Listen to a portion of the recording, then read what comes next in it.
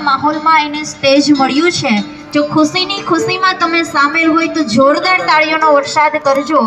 શ્રી ખુશી.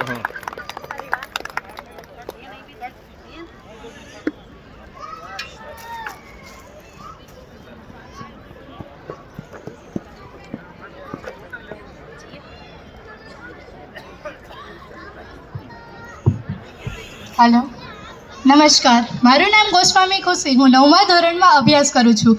અહીં ઉપસ્થિત તમામ મારા ગુરુજનો તેમજ વડીલોને આ રાજકોટ શહેરની દીકરી ખુશી ગોસ્વામીના સત નમન। મા અને માતૃભૂમિને સૌ પહેલાં મારા વંદન એ કદાચ પિતાએ આપેલા સંસ્કારો પૈકી એક ગણી શકાય।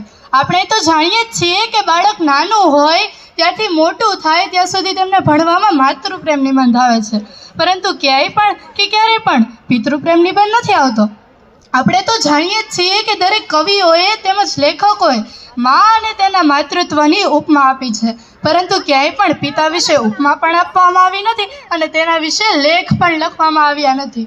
હું માતાનો વિરોધ નથી કરતી, પરંતુ પિતાનું મૂલ્ય કહેવા માંગુ છું। પિતા શબ્દ તો બધા જાણે છે, પરંતુ તેનો મર્મ કોઈ જાણે છે? તો ચાલો આજે હું જણાવું। પિતા એટલે એક મકાનને ટકાવી રાખવા માટે એક મજબૂત પાયાની જરૂર છે, તે જ રીતે એક સુંદર પરિવારને ટકાવી રાખવા માટે સાહેબ એક પિતાની જરૂર છે। પિતાની હાજરી સૂર્ય જેવી હોય છે। શું? પિતાની હાજરી સૂર્ય જેવી હોય છે। સૂર્ય ગરમ જરૂર થાય છે, પણ જો એ ના હોય ને તો અંધકાર છવાઈ જાય છે, પણ જો એ ના હોય ને તો અંધકાર છવાઈ જાય છે। એક એવી કહેવત છે કે ઘોડે ચડતો બાપ મરજે પણ છાણા વીણતી માં ન મરતી, પણ છાણા વીણતી માં ન મરતી। પણ મારે તમને એ કહેવું છે કે બાળકને એકવાર પૂછી તો જોજો કે જેણે પોતાના પિતાને ગુમાવ્યા છે, પોતાના પિતાનો પ્રેમ નથી મળ્યો, એ બાળકને એકવાર પૂછી તો જોજો કે જીવનમાં પિતાનું મૂલ્ય શું હોય છે। એક વાત છે, જ્યારે તું નાનો હતો, પાપા પગલી ભરતો હતો, ક્યારેક પડી જતો તો મનમાં એક જ વિચાર આવતો કે પપ્પા છે ને। જ્યારે તું સ્કૂલે જતો, છોડવા આવેલા પપ્પાને ટાટા કહેતો, ત્યારે પણ મનમાં એક જ વિચાર આવતો કે પપ્પા છે ને। પણ તારા લગ્ન બાદ તારી પત્નીના કહેવાથી તારા પપ્પાને વૃદ્ધાશ્રમમાં મૂકતા પહેલા તને એ વિચાર કેમ ના આવ્યો કે પપ્પા છે ને?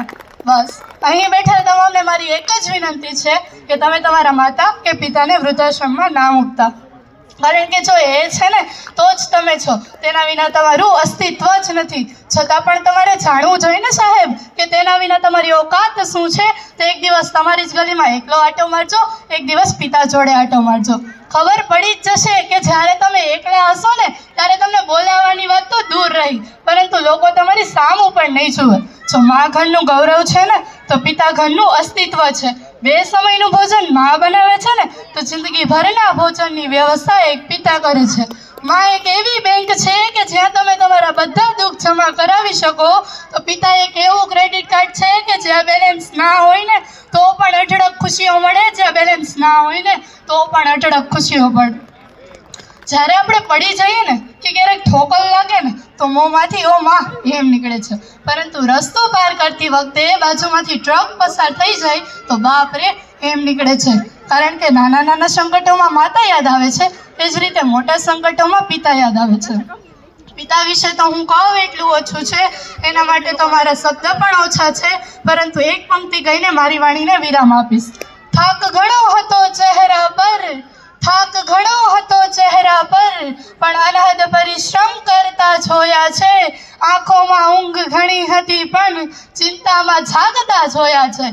પિતા સ્વરૂપે મેં સર્જનહારને જોયા છે, મેં સર્જનહારને જોયા છે। અસ્તુ।